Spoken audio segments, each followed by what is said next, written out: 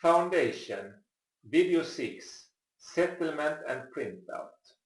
Finally, we will verify that the settlement also is within the permissible limits. We choose Input, Settlement. Here one can first specify the settlement that can be accepted. We choose 50 millimeters. The safety factor gamma RD we keep as 1.0. The soil must now be divided into a suitable number of layers. The cautionless soil situated closest to the plate has a thickness of 2 meters.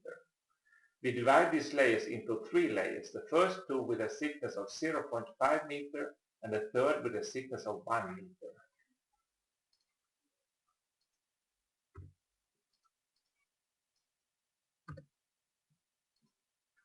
Then we have a layer with another type of soil with thickness 0.5 meter and finally a layer with 3 meter.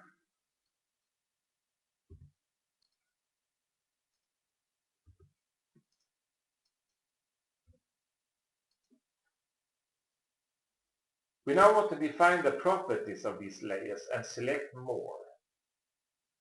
For cautionless soil, the settlement calculation is based on either peak resistance or E modulus. We choose in this case peak resistance and define for the first 3 layers the value 4 megapascal.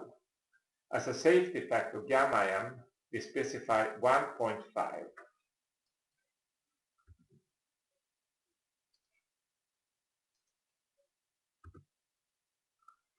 To save time, we copy these values to all layers and then we modify the 2 last layers.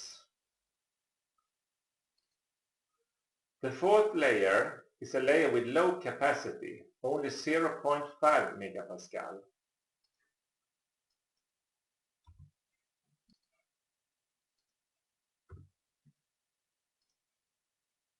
And the last layer has a capacity of 7 megapascal.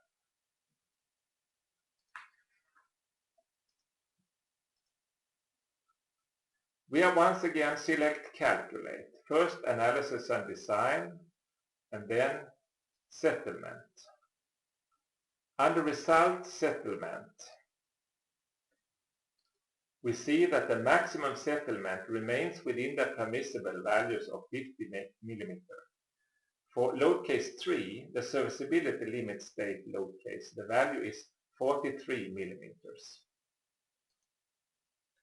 We are now satisfied with the result, and the next step will be to make a printout. We then choose File, Printout Options. Here one can determine the extent of the printout. We choose Tables for input and result. As for graphics, we want geometry and loads plotted for all 3 load cases. Regarding the uniformly distributed ground pressure, we settle with first load case. And for the Navier stress distribution, we choose load case 1 and 2. Finally, we also want the reinforcement both at bottom and top plotted. We again select File and then Print. Here is a default layout template named Standard available. This template can be changed and new layout templates can be added by the user if desired by the option More. We choose here to edit the current template.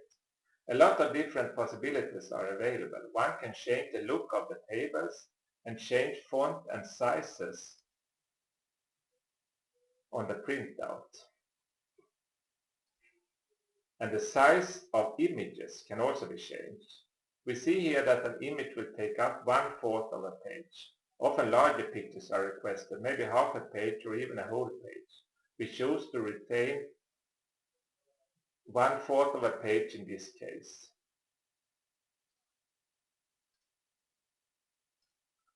We now receive a preview on the screen that can be checked. In this case it is 6 pages. With the arrow buttons at the top edge, one can quickly browse through the printout, and when it is satisfactory, it can be sent to the printer. And if not, we return to printout options for some alterations.